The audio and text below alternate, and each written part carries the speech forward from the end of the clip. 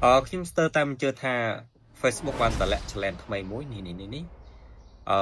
ឲ្យយើងជាអ្នក content creator ទាំងអស់គ្នាអាច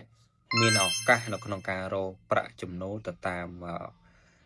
Facebook សូម្បីតែ account professional ធម្មតាក៏យើងអាចរកចំណូលបានដែរអញ្ចឹងលក្ខខណ្ឌរបស់ Facebook ថ្មីនេះគឺឲ្យយើងរក view បានចំនួន 300k រយៈពេល28ថ្ងៃ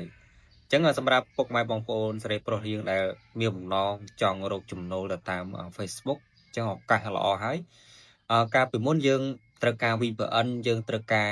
អីញ៉ៃច្រើនតែបច្ចុប្បន្ននេះគឺការអាប់ដេតរបស់ Facebook កាន់តែមានភាពងាយស្រួលអញ្ចឹងឱកាសមកហើយអញ្ចឹងបងប្អូនសេរីប្រុសដែលអ្នកចង់ចាប់ផ្ដើមក៏អាចចាប់ផ្ដើមបានតោះអញ្ចឹងជាដំបូងយើងចូលមក Facebook មកហើយបន្តមកទៀត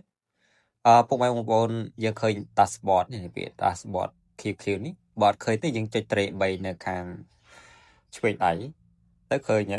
dashboard ដល់ខ្លះហ្នឹង Facebook ខ្លះឃើញនៅខាងណា Facebook ខ្លះឃើញនៅលើហ្នឹងឥឡូវយើងចុចលើ dashboard ហ្នឹងទៅ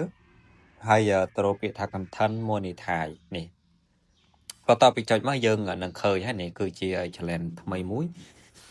សម្រាប់ពុកម៉ែបងប្អូនអរគ្នាអាចjoin នៅពេលដែលយើងអត់តន់ join យើង join អត់ណាយើង join មកហើយយើងអាច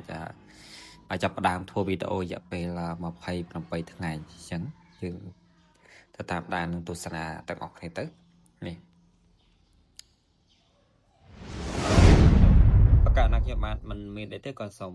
សំណូមពរឲ្យពុកម៉ែបងប្អូនសេរីប្រុសរបស់យើងជួយ like share វីដេអូនេះម្នាក់មួយផង